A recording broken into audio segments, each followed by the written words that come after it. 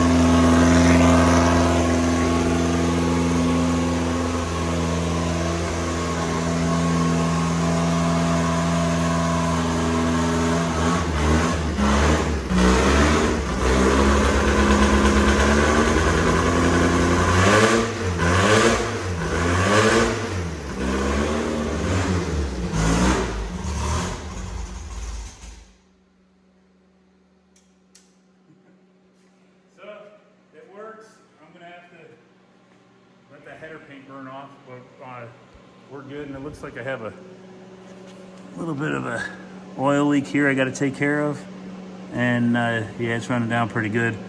So it's pumping oil. We know it's getting oil pressure, but it's going to be leaking there. I have to fix that. Header paint's burning off. This is the first time this engine's been fired. Seemed to fire pretty good. I got to tune the carburetor for sure. I did not want to stay idling, but it's still cold. But there it is, guys. So hopefully next time you see this video, we'll get a few more things done on it. Get the brake light wired up, take care of that oil leak, and I can put those body panels on because this thing's really cool looking. This is the second design. The first design had, I think, fewer body panels. It's the same look as the first car, the prototype car that they based it off of. It holds pretty true to this body style, but they changed the body panels so they come off, I guess, a little easier with the second design. They made them out of Florida and Colorado. So if it was Colorado, there would have been a C in front of the 64, or either in front of the 64 or after the 157. I can't remember which. So this was definitely a Florida car.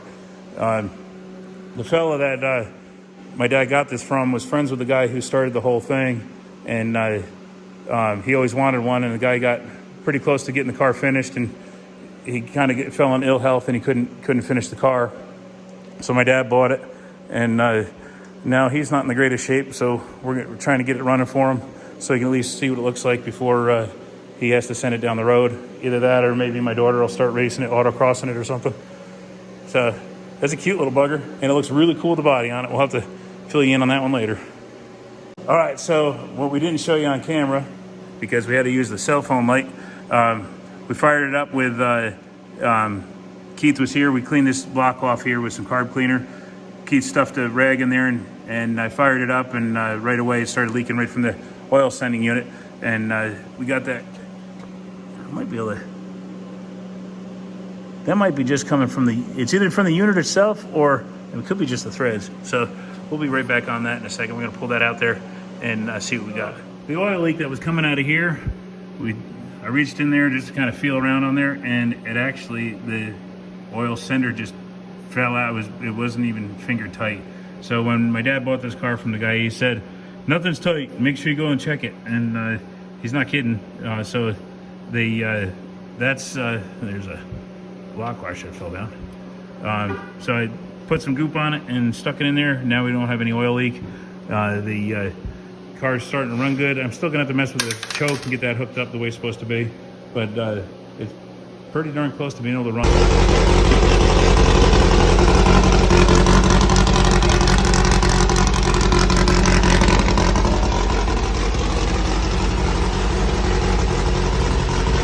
still gotta mess with the carburetor a little bit, but we're pretty close.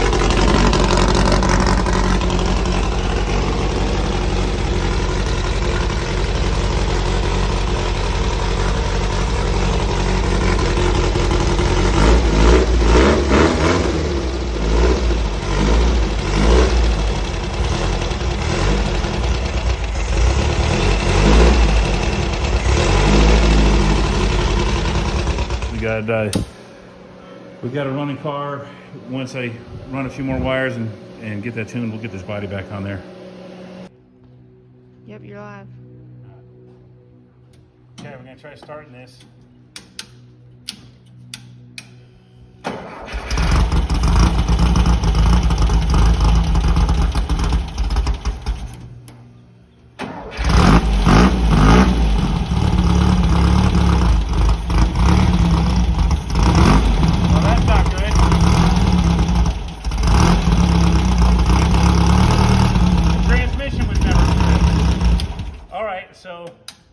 The transmission gear was never, the ring and pinion was never flipped before this transmission was put in.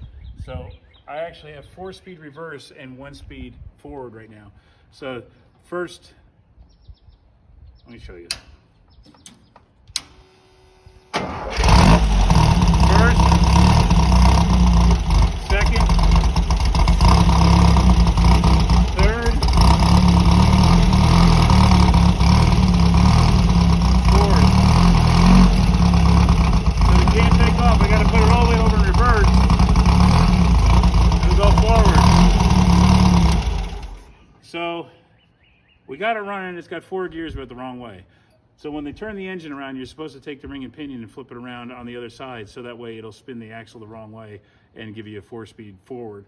So they must not have flipped that pinion when they rebuilt this transmission. So the good news is we got it running and driving. The bad news is it goes really fast backwards, or will go really fast backwards, but not forward. So I'm gonna drive it up to my garage in reverse, but forward. So I guess it's kind of like Back to the Future. This is how I can have the stick over here poking my thigh. So you'll be younger. Yeah, I'll get younger by the time I get home. So I'm going to drive this up to my house so I can finish up some of the wiring on it before we dig into it. I'll probably put the body on it just so you guys can see what it looks like. But we're going to end up having to pull this engine and transmission back out just to split the case on the transmission and flip that ring and pinion. Unless you want to buy it, and then you can flip the ring and pinion.